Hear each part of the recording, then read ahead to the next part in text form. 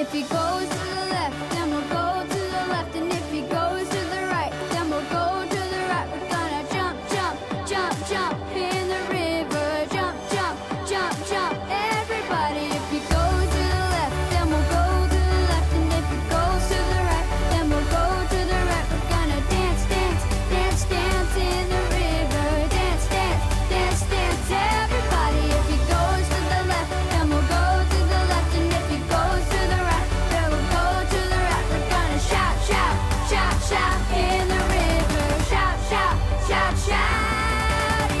Deep cries out to, deep cries out to, deep cries out to, deep cries out to. We cry out to, we cry out to you, Jesus.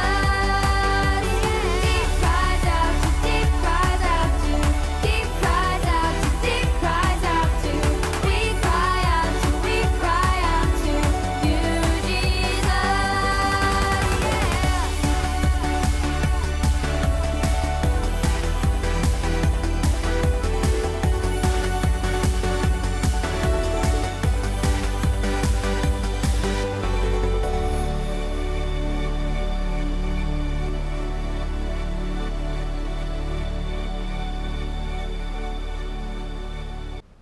Good morning, GCC kids. We're so happy to be worshiping with you this morning. Well, we are in a new month, which means a new Bible verse. And this month's Bible verse is coming from Ephesians 6:1. And as we go through this, see if it reminds you of one of our 10 commandments. Ephesians 6:1 says, "Children, obey your parents in the Lord, for this is right." Did that remind you of something? How about honor your father and your mother, right? So we're going to be diving into what that means to obey your parents in the Lord, for this is right. We're going to learn a song to help you memorize this, and after that we're going to follow up with a time of worship singing Who You Say I Am. Ephesians 6:1. Children, obey your parents in the Lord, for this is right. Children, obey your parents in the Lord. Children, obey your parents in the Lord. For this is right. For this is right. Children, obey your parents in the Lord. Children, obey your parents in the Lord. Children, obey your parents in the Lord. For this is right. For this is right. Children, obey your parents in the Lord. Ephesians 6:1. Ephesians 6:1.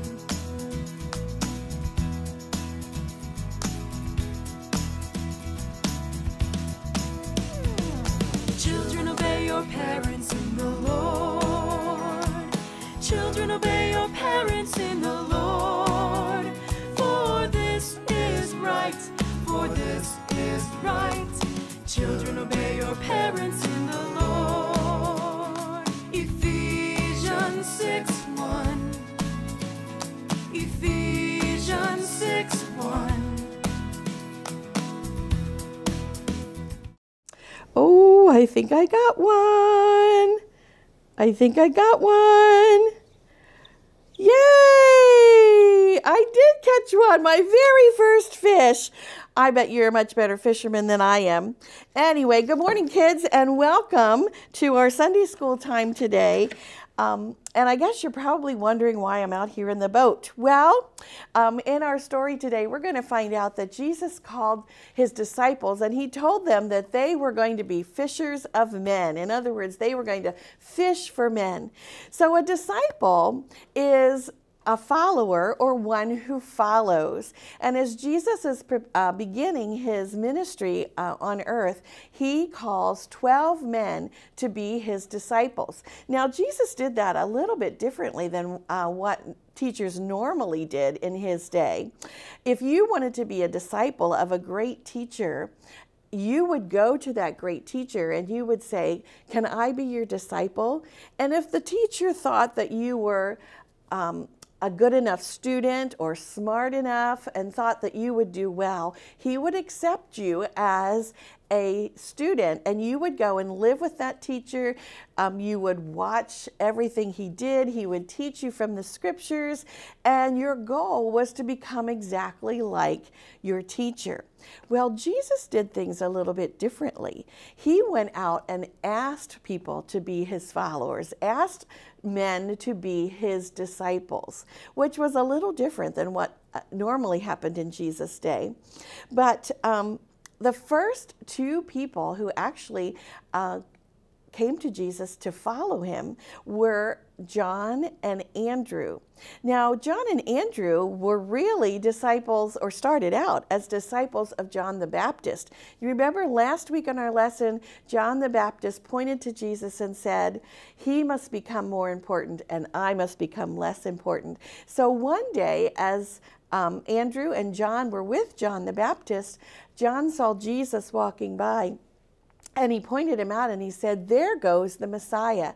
So immediately Andrew and John left John the Baptist and started to follow Jesus. They ran after him and they said, Master, where do you live? We want to see where you live. And Jesus said, well, come along, follow me. So they spent the day with Jesus, listening to him teach, watching everything he did. And as they listened to him teach, they realized that John the Baptist was correct. This is the Messiah. So they were so excited, they ran off then to tell their families.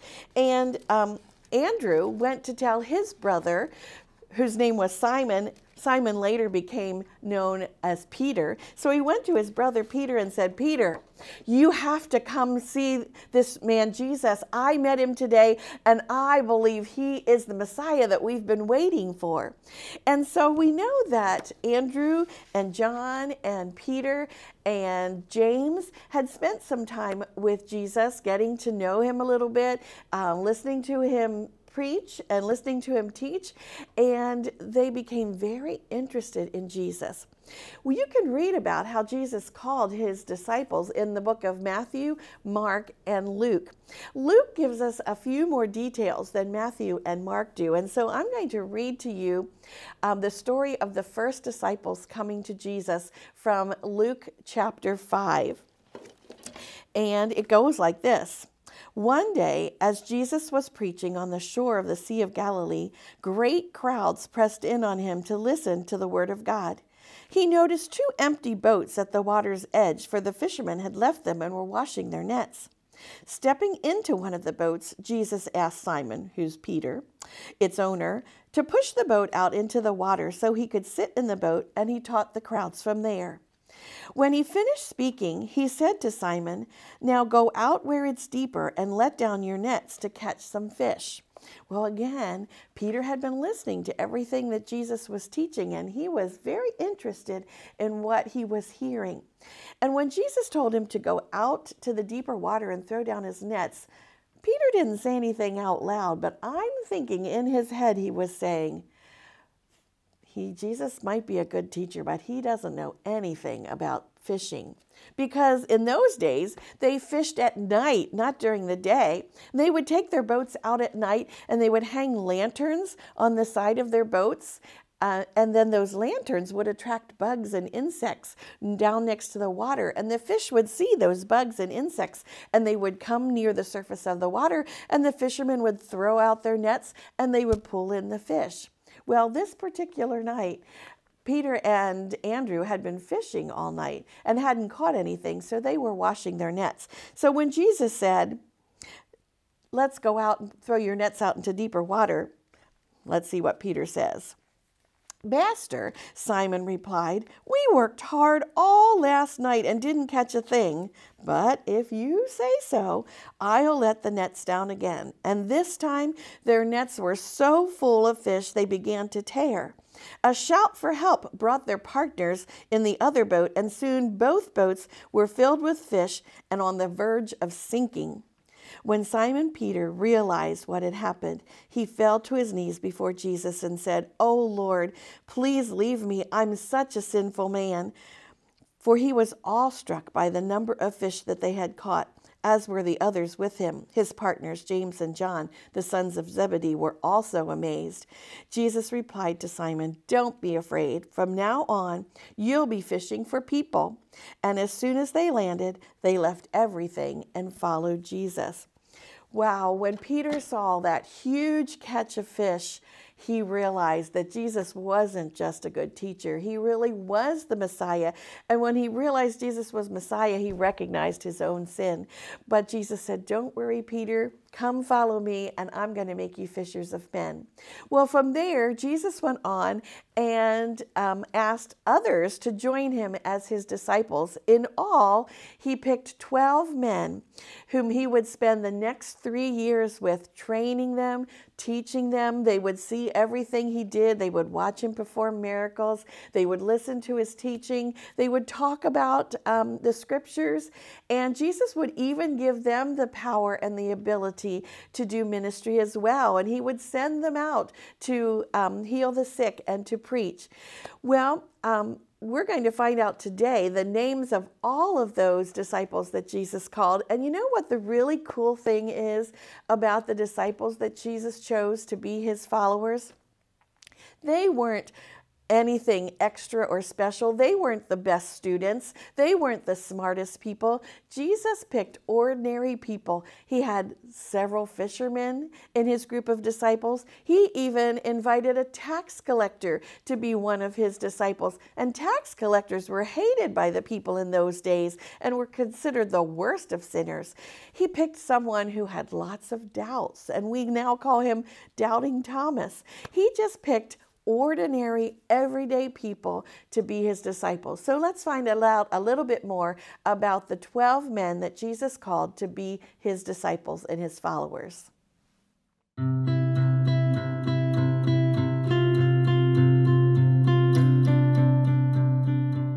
Jesus' ministry had begun. He traveled around preaching about God and telling people to turn away from their sins.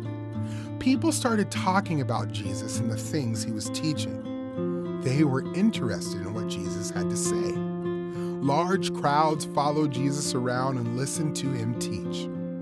One day, Jesus was walking along the Sea of Galilee. He saw 2 brothers, Simon, who was called Peter, and Andrew. Peter and Andrew were fishermen. Jesus called out to them, "Follow me, and I will teach you to fish for people." Right away, Peter and Andrew dropped their nets and followed Jesus. Later, he saw 2 more brothers. Their names were James and John. They were in a boat, fixing nets with their father, Zebedee. Jesus called out to them, and right away they got up, left their father and the boat, and followed Jesus. Jesus went on and saw a man named Matthew, who was also called Levi. Matthew was sitting at the tax office. Matthew was a tax collector. Many people didn't like tax collectors because tax collectors were unfair. Jesus called out to him, "Follow me." So Matthew got up, left everything behind, and followed Jesus. Matthew had a big feast for Jesus at his house. Many tax collectors and sinners came to eat with Jesus and his disciples. The religious leaders saw this, and they didn't think Jesus should be friends with people who did wrong things. They complained to the disciples, "Why does your teacher eat and drink with tax collectors and sinners?" Jesus heard the religious leaders and said, "People who are healthy don't need a doctor, but people who are sick do. I did not come to invite good people. I came to invite sinners to turn back to God." Later, Jesus gathered his followers together and chose 12 of them to be his disciples. Jesus' apostles would work closely with Jesus and would go out to tell others about him. These are the men Jesus chose: Simon, who was called Peter, Simon's brother Andrew, James and John, who were called the sons of thunder, Philip and Bartholomew, Matthew and Thomas, James and the son of Alphaeus, Thaddeus, Simon the Zealot, and Judas Iscariot.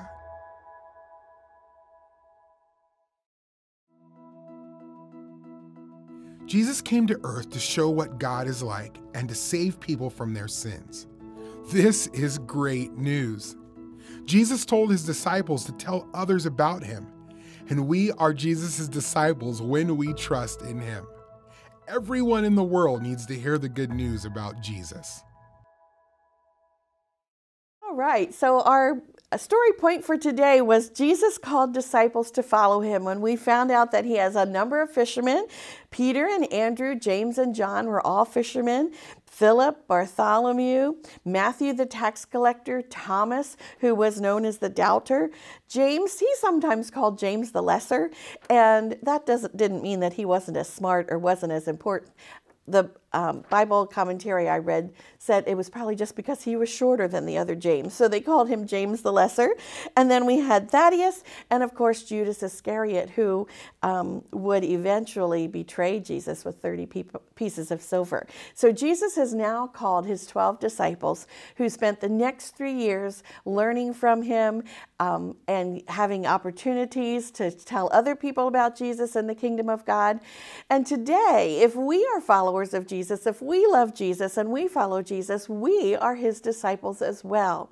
And before Jesus went back to heaven, he told his disciples that I'm going to heaven for now and I'm going away for a while, but I want you to tell everybody about me. I want you to spread the good news of the gospel. Start first in this town, then go out to the next town until you go all over the world telling people about Jesus.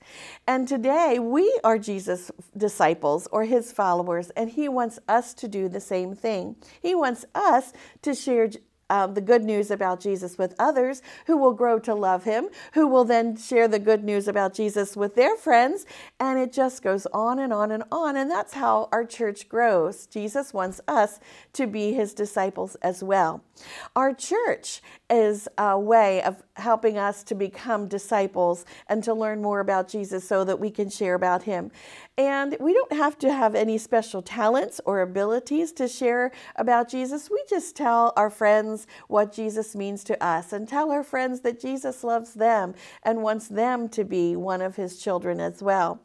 So God uses the church. He uses individuals. Sometimes he gifts people with special abilities that help them to share the good news about Jesus. Some people are great singers, and their music helps people to find Jesus. Some people write books that help people to find Jesus. Sometimes God even uses people who have great ability in sports to share about Jesus and tell others about him. We're going to look at a missions video today that talks about how one follower of Jesus began a church which is now filled with followers of Jesus, and they all go out to their community and they tell others about Jesus. And one thing in particular that this church uses is a group called Fellowship of Christian Athletes, and I believe there's even a group like that at Ellis High School that you might one day be part of. But it's in the group of Fellowship of Christian Athletes that Anna meets Jesus, and then she goes on to share Jesus with others. So this is the story of Anna and how one disciple of Jesus shared the good news with others, and now many people have come to know and follow Jesus. So this week, look for opportunities and ways that you can tell others about Jesus and be a disciple or be a fisherman of men like Peter. So enjoy Anna's story, and then we're going to sing a great song as we finish today. So I'll see you next time. Because there are so few churches in Las Vegas, Nevada, Hayden Ratner helped to start a church there. One of the many ways he and his church, Walk Church, share the gospel in this city is by hosting a Fellowship of Christian Athletes, or FCA group, at a local high school. Ratner, a former basketball player, knows firsthand how God can use sports to point people to his son Jesus, because that's exactly what happened to him. Now, he is seeing God use athletics to change lives, especially the life of one girl, Anna. One night, I just decided to check my emails, and I stumbled upon the email telling me that I was a finalist for the Torch Scholarship Program. The Torch Scholars Program basically receives about 500 nominations, and they review all of the applicants' information. And from those 500, they bring it down to 50 Torch Scholar finalists. And they fly out those 50 kids out to Boston for 2 days. Within those 2 days, we go through an intense interview process. And based off our performance from those assessments, they choose the 10 finalists. And I was blessed to be one of those 10 finalists to receive a full ride scholarship. I will be the first in my family to not only graduate high school, but attend college. I remember the first time I went to FCA, I didn't really think about, what was going to happen later on.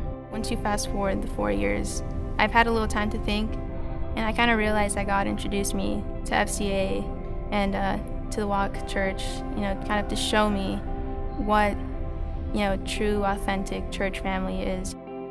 One of the things I'm most grateful about with Walk Church is just, having so many people there for me. My father not playing a big role in my life, Walk Church provided, all these people that I knew I could count on for support or guidance. It's been so cool to see Anna flourish in her relationship with Jesus, serve at our church with our kids, learn how to teach the Bible, and just become the woman of God that she's called to be.